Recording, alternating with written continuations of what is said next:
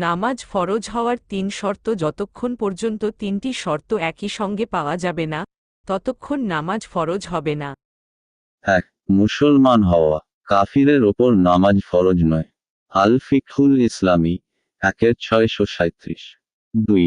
বালেগ তথা প্রাপ্তবয়স্ক হওয়া।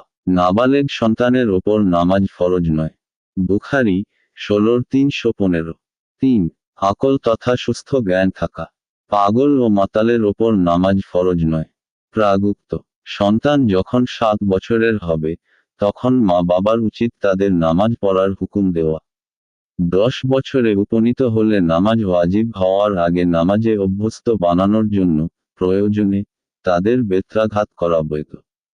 আবু দাউদ, হাদিস ৪১৮।